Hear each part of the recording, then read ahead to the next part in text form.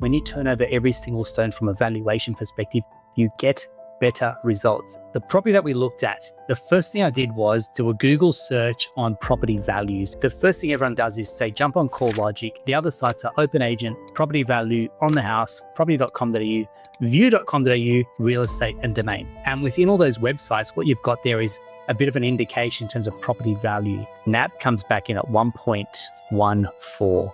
CBA comes back in at 1.11. And Macquarie Bank comes in just a little bit over $1 million. You could pull out 890 on this property with CBA. We go to 88%, and now we're pulling out 979,000, which is what, 90K? 90K for the same properties. Yeah. That's a deposit for your next investment property. So when people say my property value isn't stacking up, we'll go to CBA, get a computer-based valuation, pull it out at close to 90%. To me, as an investor, this is where the game is won and lost in terms of being able to pull out equity to go again. Everyone, welcome back to another episode of the Australian Property Investment Podcast. We are pulling back the hood in true Atelier Wealth fashion. I'm joined by Damien Walker, Nate Condie. You could say the brains in the business, not the beauty. How you doing, lads? Good. Yeah, good. I'm doing great. This episode, if you're listening audio, I'm saying probably switch out and jump onto the video. I'll include the link to probably a YouTube video on this. This episode to me is something I've been trying to do for a long time, which is pulling apart valuations. To me, as an investor, this is where the game is won and lost in terms of being able to pull out equity to go again. I'll give you an idea. As an investor, you're usually covering one of three things. The first one, borrowing capacity. The ability to keep buying is ultimately dependent on your borrowing capacity. I could stack 5 properties in front of you, but if you don't have the borrowing capacity to do it, those 5 properties are just going to tease you effectively going, I wish I could. The next part is equity. So this is the part where you pull out equity from an existing property that you have. And that's the part that we're going to be doing a deep dive on today. The third one is cash flow. This is, to me, where current investors are probably feeling a little bit of the pain, particularly where rates are at the moment, and yields, where yields being property and rental income. They're going, I can see the ability I've got to buy 4, 5, 6 investment properties where Nate does the strategy, for example. But where they're falling down is I can't afford to keep plugging a gap. What do we see, Nate, on some of these properties? The gap on them like $100, $150 sometimes A month or a week. Yeah, a week. Yeah, a month. We're talking about $1,000. Some properties, depending on the yield that they're shooting for. Definitely. So we're talking maybe circa $200 a week. And you put that over maybe 3 or 4 properties. They're going, hang on, mate, I can't afford to hold these because of negative cash flow. Well, you've got 2 options. One is you go PAYG withholding variation, or you simply don't buy the property. And I say, at the moment, property investing is a game of grip strength. Who can hold on the longest? There's talks this year. I don't know what the truth is about rate cuts coming through. If you can just hold on, you'll be the beneficiary, not only in 1 month, 1 year's time, but maybe over a couple of years as well. And if you can get that property to compound, you can't eat the capital growth, but over time, you will be able to eat that cash flow as well. So I want to lay that as kind of a foundation for today. What we're doing is unpacking valuations, and I've got the boys to have a look at some properties that we've recently looked at. I'm going to give the address away purely due to confidentiality. That's why I say this episode is going to be great for video if you're listening, just so you can get a feel for the numbers that we're walking through, which may not translate well to audio, but hang in there. So the property that we looked at, when I went, the first thing I did was do a Google search on property values. And if you're doing this, when you get given a property by your buyer's agent, for example, the first thing everyone does is say, jump on CoreLogic. The other sites are Open Agent, Property Value, On the House, property.com.au, view.com.au, real estate and domain. And within all those websites, what you've got there is a bit of an indication in terms of property value. Now, this is where it gets interesting. If you jumped on real estate or domain for this particular property that we looked at, the range is anywhere from 810 up until 1.25 mil. Let me just take that range again. 810K up until 1.25 mil. That's insane as an estimated range. Sitting within that is what they call a confidence metric. Low, medium, high. High, for example, would be like, we're getting that in stuff like Perth, right? Perth. Like some of those booming markets, for example, Brizzy, you look at those markets where it's high. Low is probably something like, I don't know, Melbourne. Hobart. Just where there's a unique sort of like, I guess, spectrum of properties in a suburb. Like you've got like apartments, townhouses, houses. Yeah.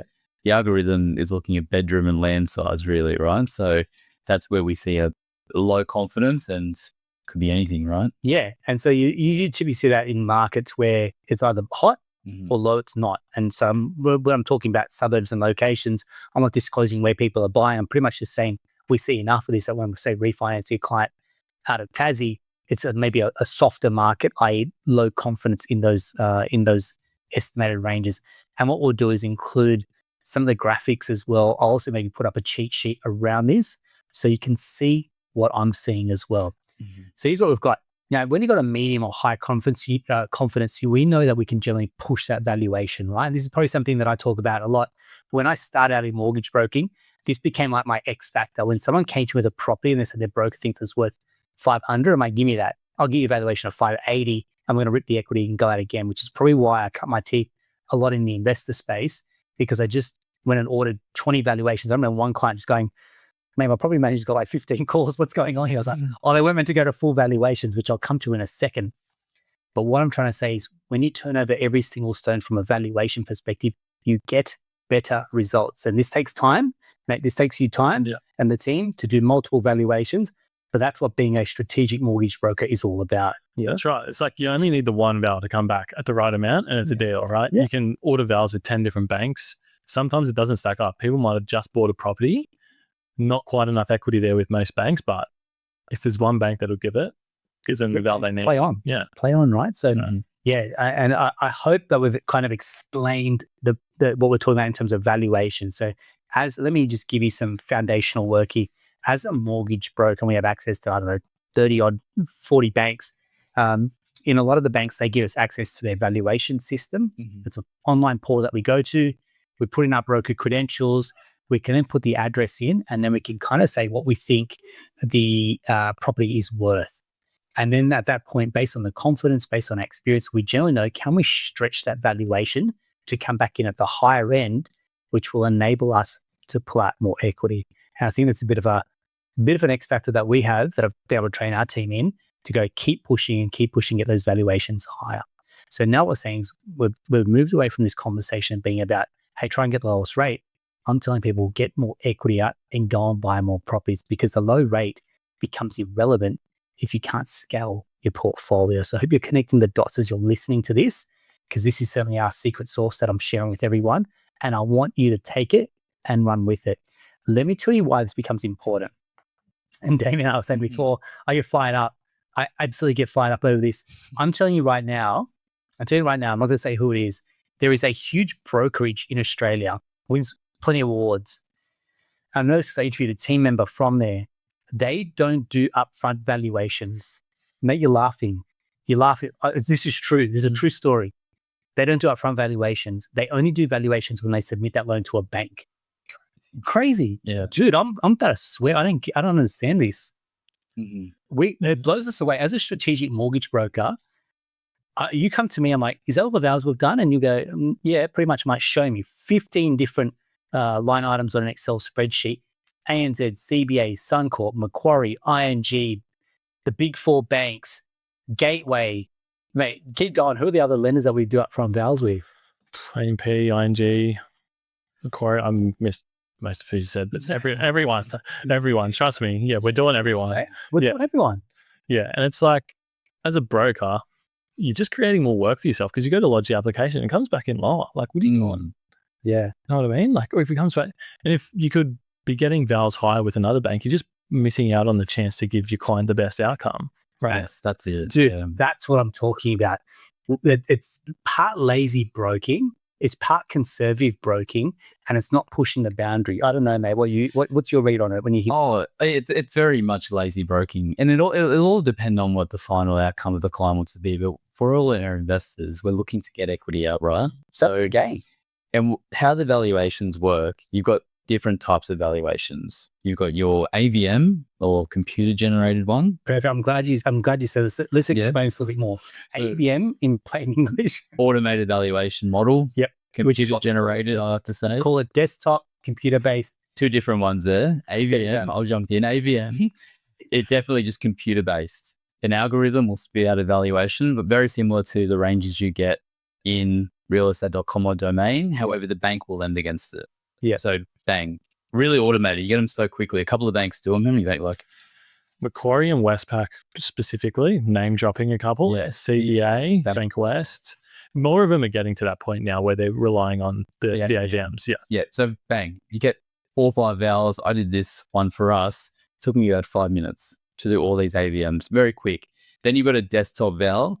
That's where there's someone at a computer looking at the property. So there is a human interaction there. Yeah. Takes about 3-4 hours to get it back. So order it in the morning, you'll get them all back in the afternoon. Pretty much right now. Yeah. And then you got a full vowel. And that's when they go and inspect the property. And that's where the bank will pick a valuer from their panel, which is generally like 4 or 5 valuers for a suburb, send them out to the property. We get a full report. There's probably another type of vowel in there called a curbside as well. Drive-by. A drive-by. And you've got to warn your clients because I've had clients.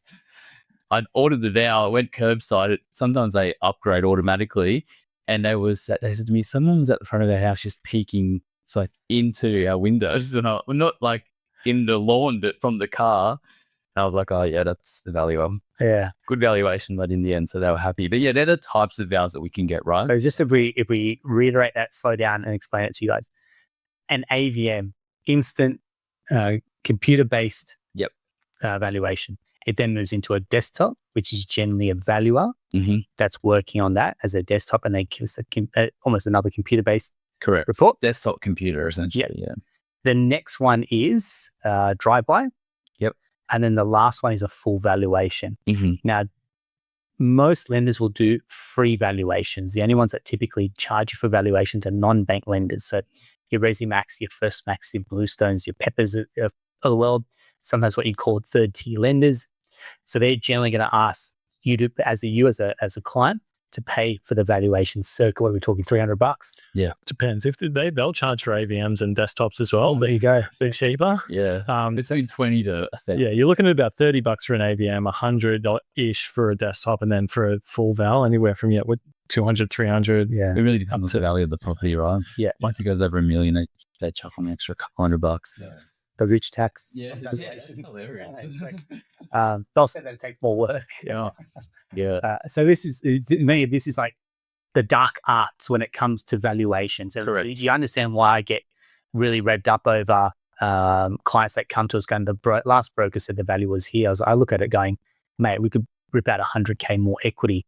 And sometimes that's an extreme example, but I'm like, there's always more juice in the tank left to squeeze. And so that's, to me, when we talk about being a strategic mortgage broker, one question I'll be asking of your broker is, show me the valuation results that you got.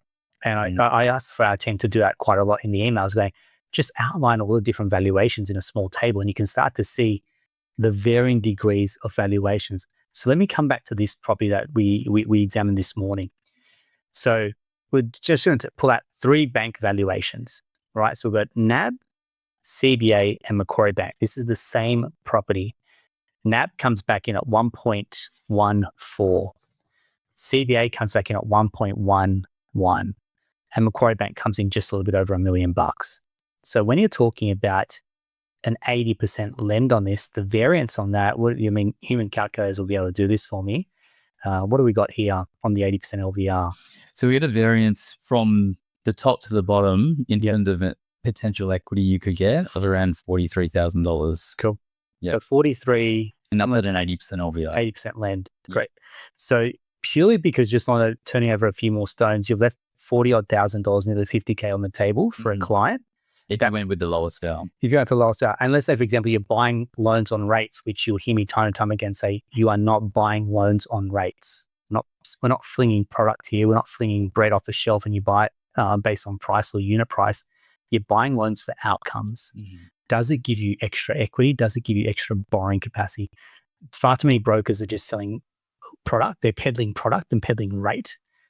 I don't care what the rate is, and you shouldn't care as an investor. I'm not saying be ridiculous and don't go to a third-tier lender all the time, but ask the question, is this going to allow me to pull more equity? Is this going to allow me to borrow more?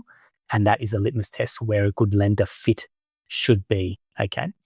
Then what you do is, then we go to the next step, which is, okay, hang on, we've got a valuation, but can I go to say 88%, which is, as you listen, you hear is kind of a sweet spot for being able to sit under the 90% loan to value ratio, including mortgage insurance, cop a little bit of LMI. But in this example, and let's go to CBA because their valuations will let us go to sub 90%. And what we're saying is you could pull out 890 on this property with CBA 80%. We go to 88%, and now we're pulling out 979,000, which is what, 90K? Yeah. 90K for the same property. Yeah. That's a deposit for your next investment property sitting right there in that current property that you have. So when people say my property value isn't stacking up, we'll go to CBA, get a computer-based valuation, pull it out at close to 90%. There's your deposit sitting right there. Let's rock on. Pay the LMI, pay the higher rate. What's it now that? Like 10 grand or something? Yeah, 1.5%, whatever it is, depending on the value. That's 10 grand. Yeah. And so 10 grand, but I mean, here's the thing. You're spending all that money on a buyer's agent. 10 grand when you do now you might be able to do the numbers on this for me. Let's say buy a property at 550 and it compounds it, let's say even 5%. So what's that? 20 odd K in the year? Well, put him on the, sorry, mate. 25? Yeah, 25. Right. And you paid some mortgage insurance. You'll get that back in a few months' time. Yeah. Yes, so many times, and that's been conservative on that type of compounding that I'm doing there, just off the top of my head. So when you buy a growth asset, and you're talking 10%, 12% in year one, and you're paid 1.5% for mortgage insurance, come on, guys. Come on, let's think bigger here. Don't see LMI as the enemy. See it as an enabler to get into the next property. Use it on pulling equity out, for example. Let's go again. I'm not being flippant here around fees. These are fees and it's a pay-to-play model. I absolutely understand that. I hear that. I see where you're at. But if you've got the ambition, you're trying to match that with a loan strategy, be open. That's all I'm saying is be open to these type of ideas, because by shutting yourself off or you're broken or thinking big enough, you could be leaving opportunity on the table. And guys, we see this time and time again, right? Time and time again. So what I really wanted this episode to cover is, one, the philosophy behind valuations. To me, if you can understand the philosophy here, now what I want to do is translate that into the actual policy, because just because you can do something, one doesn't mean you're one, able to, or two, you need to. Yeah. And so this is why I want to apply this to policy, because I can dangle the carrot, but if you actually can't get it, it doesn't mean much to you. And what I mean by that is you've then got to qualify with said bank. Okay. So let's say we go to CBA and we've got this incredible valuation, for example, but for whatever reason, you don't qualify with CBA for whatever reason. And you go, right, we've got to change lenders. Now we're choosing valuations based on policy as opposed to the result. Again, I feel like you play these games of guess who, you strike out. Okay, that doesn't work. Strike out these banks. And that's what I generally had to look at when I first started lending was, okay, which lenders do we strike out straight away? You probably take out, I don't know, a Latrobe, a Liberty. Like you take out these lenders that, one, are very, very expensive and we don't need to use them. Then we take out small lenders like a Teachers Mutual Bank or someone else here, strike them out because they're not going to sit in this realm. And then we're left with this suite of lenders. Okay, now we know who to go to from a valuation perspective. Those values didn't stack up. Okay, close those ones down. And then we're left with this little cohort of lenders at the very end going, this is who we think we could start to parlay with as well. Yep. Yeah. So we're looking at like different types of policy. Yeah. So the valuation is one thing, but then finding the policy to meet it is another. So going to Aaron's point, we're looking to cash out up to 80%. No LMI. Who's going to do it, guys? Yeah. Pretty much everyone, right? Everyone. Yeah. Everyone. And then it comes down to, well, how much are you pulling out in equity? Because this becomes the next part. And loan size. Yeah. So the actual equity. So when we will use words that are interchangeable. So we talk about equity release. Sometimes we'll refer to that as a cash out. They mean the same thing. Or even a top up as well. If it's with the same bank, we'll usually call it a top up. Yep. So I just want to make sure that we're clear on some of the vernacular that we're using, because it's all interchangeable words that we're kind of playing with. So if we said to you, you got $1 million loan, $1 million property, the loan's $500,000. We've got $300,000 worth of equity that we can pull out at an 80% lend. That's kind of explained it very well. Okay, that $300,000 is let's rock on and get that as an equity release. Separate loan split is what we're doing. Now what happens is some banks will go $300,000. We're not just going to give that client, we'll give that client $300K in their bank account willy-nilly. Yep. Why? A bank is thinking in terms of risk, $300,000 unsecured to that client. they pose a risk for some for some banks.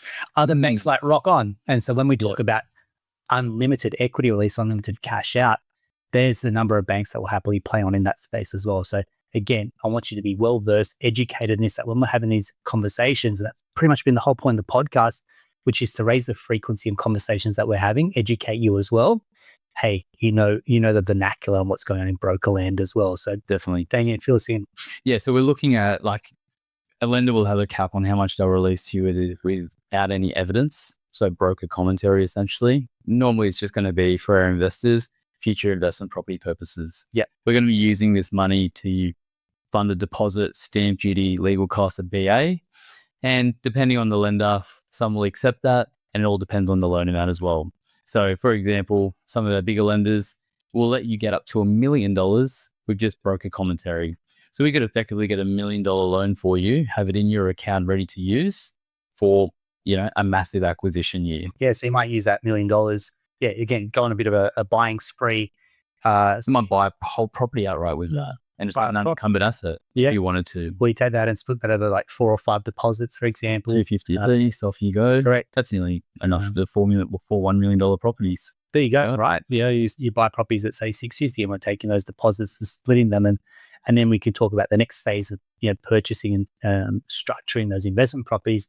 How do you go in for 20% deposits? Do you go 15, 12% deposits? This forms part of the discussion. Again, there's no right or wrong here, but it's going, how many properties do you want to buy? How quickly are you acquiring? How much equity do you think those properties are going to have versus equity on tap that you've got here already? Or is it too skinny or is it too early? Like sometimes we have clients that are settled in 3-6 months, they're trying to come back, strip the equity. It's like, it's still got to do there's still to be some appreciation or capital growth here in order to take the equity out. So sometimes it could be even a patience thing, not us being, I don't know, not I did it. doing a very fan. On yours? Well, yeah, I tried to. How did it say? Well, the equity was actually there. We had it ready to go. Yeah. So you're like, there's nothing. We're having to do the worst client. He comes to me. It was like before Christmas.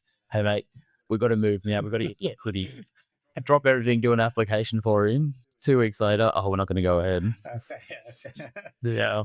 So that is no. That's. But yeah, if we go back to this whole equity release policy, understand it. So some banks will go, if the client can service a massive equity release, for example, we'll give it. Other banks will say, no, over say 150, 200K, for example, they might just put a limit on that. And that would maybe determine, if we go to said bank, or we go to a different bank, for example. So again, we sometimes do that filtering in our loan strategies that go out to a client. Sometimes we may be even guilty of not explaining that deep enough. That may be a shortcoming that we have from time to time.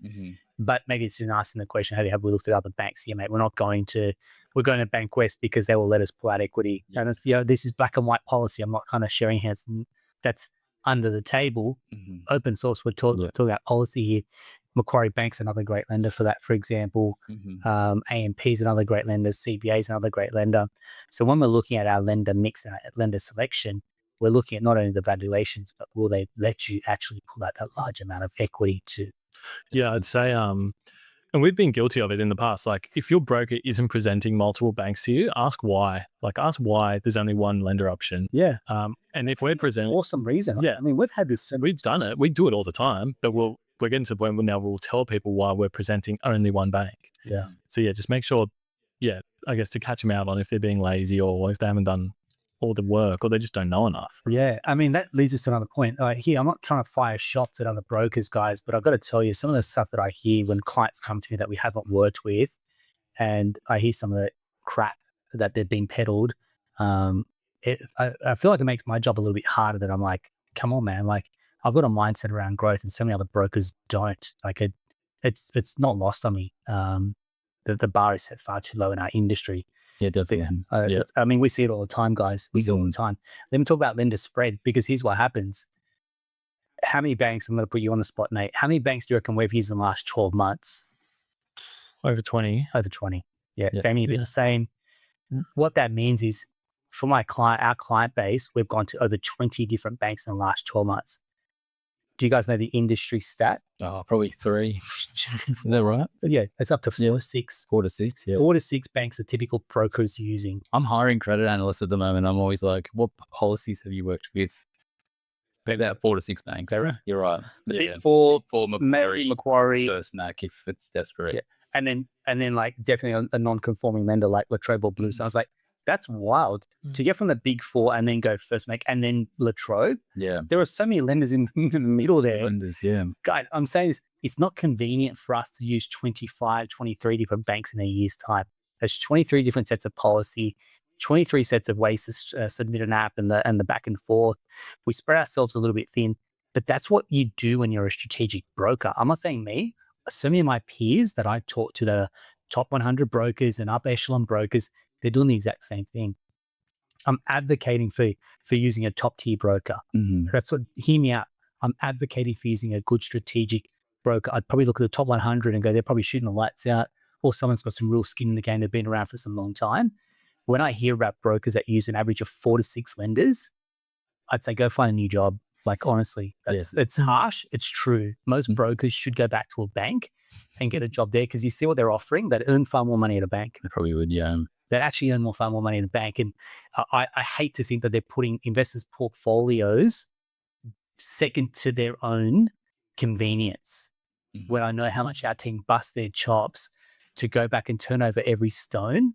And yeah, we charge a strategy fee, for example. Why wouldn't we? When we put the time and effort in, hours, and those brokers have sat on those deals and worked with those clients for years, and now suddenly the deal's about to walk out the door. Now they suddenly go, yeah, I can find a solution. Well, hang on, you had all those years to work on the client, and now you're trying to get them on the way out. Vote with your feet, man. I can't make that any clearer. If you want the best for your portfolio, vote with your feet. This is not me angling or farming or fishing for business. I'm telling you, there are so many top brokers that I can look in the top 100 that will do you a solid in terms of your portfolio. What do you think? Yeah, 100%. I think if you've got your existing broker and umming and ahhing a bit, just ask the simple questions. You know, how many valuations have you ordered for my property? Especially and this is mainly for our investors, right? We're not talking about buying the first home. That's really straightforward. Refinancing to get a lower rate. Of course, we're going to go for the lowest rate. Yeah. But for our investors, this is where it gets technical. This is where, I guess, our time on the deal gets so, I guess, elongated with the amount of work that we can do, which is takes hours. So to do valuations, doing the vows, looking through policy. You know, I've got a point here where it's like, even if like it's not the valuation that gives us the usable equity. So it's not the valuation, it's the policy and the valuation, right? Yeah. So you might get a valuation of $2 million with the bank, but going back to the point of having a cash out policy, you might not be able to get it. They might say, no, we won't give you any cash out. So what's that valuation worth? Nothing. Yeah, correct. You know, you might get a valuation a little bit lower, but that bank goes, you can go up to 88%. I'll give you the money for a deposit. Perfect. You need to be able to marry so many different factors, policy, vows, interest rate as well. That's definitely always there. But if your broker's just going, here's the lowest rate, here's a bank I like working with, they're fast. I always hear that. They've got quick turnaround times. Who cares how quick the bank processes a loan? I mean, we're doing stuff with some banks at 12 business days. 12 business days, they're going to give you an extra 100K. Yeah. How good's that? For me, when I looked at where our lender stack goes, you go policy, rate, speed, and maybe the fourth one could be service. And that becomes super important sometimes from a relationship perspective when we're trying to push things through, or maybe get an exception to a policy, for example, based on the relationships that we've built with some banks. Okay. So when you talk about policy, that becomes the first filter. There's no point selling a product on rate if you don't qualify for it. That's probably the number one golden rule in broking, which is, why would you promise the rate when they don't qualify for it? Okay. So you go fit for policy, your loan's fit for purpose with that bank. The second one, becomes rate. Hey mate, if we can go back, save the rate. This even becomes important from a post-settlement perspective. Hey, you might put the client into that product right now, but if we can then say get him in at 88%, revalue the property in 6 or 12 months with that particular bank, now reprice the loan sub 80%. We haven't had to move banks. We can stay where you are as well. So there's no need to kind of churn and move clients necessarily, not even to clip a ticket from a commission perspective, but just go, it can stay where it is, and we can just go back to the bank and say, look, the LVR, so loan to value ratio band, has now changed. Can we review their current rates? Bang. The other point around rates is And again, I'm not tuning our own horn, but I'm just telling you what we do from a client perspective. We go back in. Some banks will let us review rates on a 6-month basis, some a 12-month basis, and we have team members specifically sitting in roles to review every single client's loan. Yeah. We are recruiting for a post-settlement person. I've got to tell you, we can't recruit anyone in the industry because that role doesn't exist. Very few brokerages actually have someone that sit in a post-settlement role, which is someone managing their entire client's portfolio. So, and I think when we've done this, since we've done it for the last few years, $2.5 million annually goes back into our clients' back pockets. That's come from interest from a bank. The banks would earn that interest from our clients. We've put that back into their back pocket. That's not measured over 30 years. That's measured over 1 year in terms of annual savings. So again, I want to show you when we talk about strategic brokers, it's not only on the front end, it matters on the back end as well. Okay. And then, so we've got policy, rate, speed. To your point, Damien, nailed it.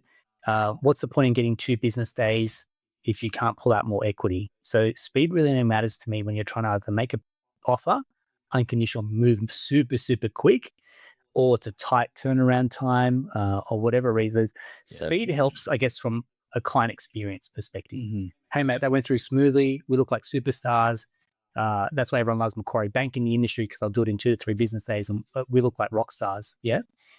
But Macquarie Bank are fantastic for some things. Other things they know they're not great at. They don't play in that space. Yeah. So then we're looking at fit for purpose. So speed, to your point, becomes 3rd or 4th importance. And then the last one becomes a great client experience. So some banks onboard their clients very well. Some banks it's a little clunky. And I think that throws a lot of borrowers or clients out going, I thought they do this daily. I'm like, yeah, we do it daily. We mess up, but this on a giant scale, and with all the tech that you have these days, there's still things that are archaic, slow. I mean, one top tier client. Let me talk about this one.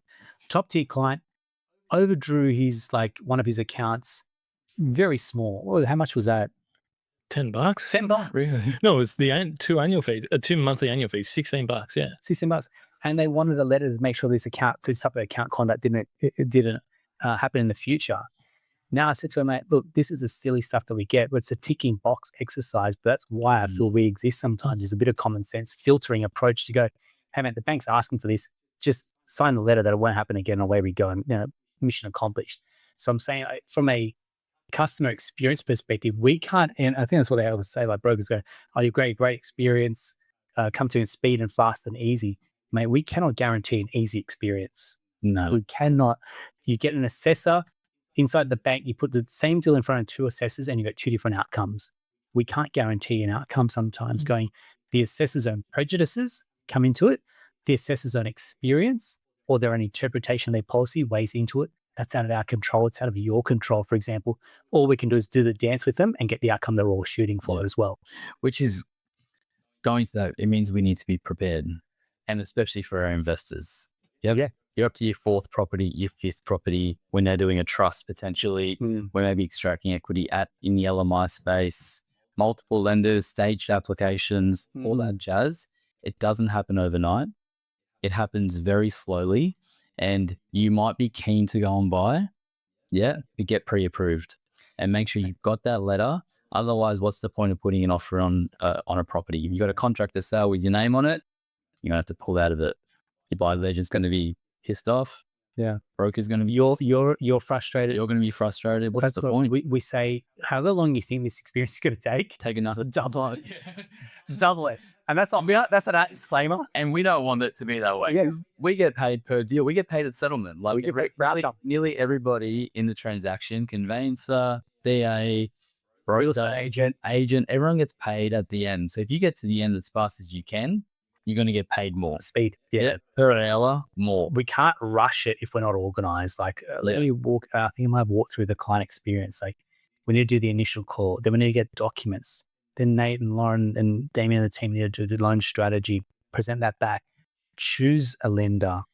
That's with, multiple back and forth about how we got there, why have we got there, where have we thought about this has changed, for example. Choose a lender. It takes us a couple of days to even do data entry and produce compliance forms. It's nuts in 2025. Get that back out to a client. Adobe signed. Double check they've got all the right documents. Has anything gone out of date? Submit it to a bank. It sits in a bank queue for 2 to 3 business days before someone picks it up. They come back, ask a few questions and back and forth. I hope that you can start to say, this is just get pre-approval, man. Like we can be talking weeks here.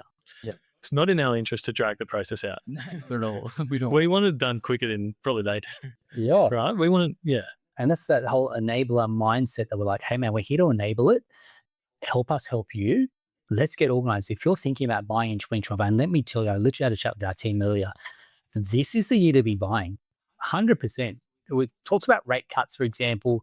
If you want to really put that whole Warren Buffett mantra to the test, be fearful when others are greedy and be greedy when others are fearful.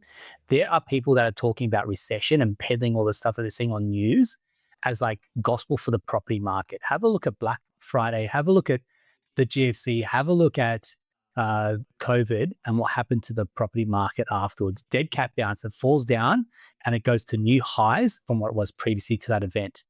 I'm telling you, if you're going to sit there and subscribe to the 18-year property cycle, we're in doom and gloom and the world's going to fall in our heads and a recession's coming, I'm happy for you to sit out the market and let other people scoot ahead and then you wonder why you're left far behind. I've got to be very clear. If you're listening to this, one, you're an action taker. Two, you need help making decisions. I'm telling you, we're here to help you. We want to see more investors win. You win, we win. That's what we tell our clients. Your success becomes our success, not the other way around. So we win awards. It doesn't matter for clients, right? We get more views on the podcast. That doesn't matter. When clients win, we win. And that's what we're generally championing, going, hey, mate, if you do well, we're going to ride the coattails off that as well. But the more people win, the pie gets bigger. Mate, on our watch, we want to see investors kind of shoot the lights out. So on that point, a couple of things that you probably know that's going on behind the scenes. Our Property Accelerator group is going great guns. Group 1's full. We're taking names and details for group number 2 to kick off. What we're doing there is it's a good hour. It's once a month. Yes, the second group now is pay to play because we want people to have skin in the game. So it's a very, very small fee. But what we're doing now is getting a cohort of investors that want to be in a community together, that want to see each other win, that want to be held to account in their own portfolio and their own actions. If that's you, drop us a message, say Property Accelerator. We'll reach out, send you the details for group 2 when that's about to kick off as well. We want 50 people in that group to launch that as well. So if you're ready, you want to take action, we want to hear from you. Okay. If you've got any more questions about what we've spoken about around valuations, again, drop us a DM. We're here to help. And I genuinely want to see more investors win in 2025. That's what we're talking about, I guess, policy. We're going to be doing a few more policy episodes as well. So if there's something specifically you want answered, shoot through the question, man. That's exactly what we want to hear from people, at least with burning questions. That's a wrap for another episode of the Australian Property Investment Podcast. Thanks very much, fellas. Appreciate it. Thanks.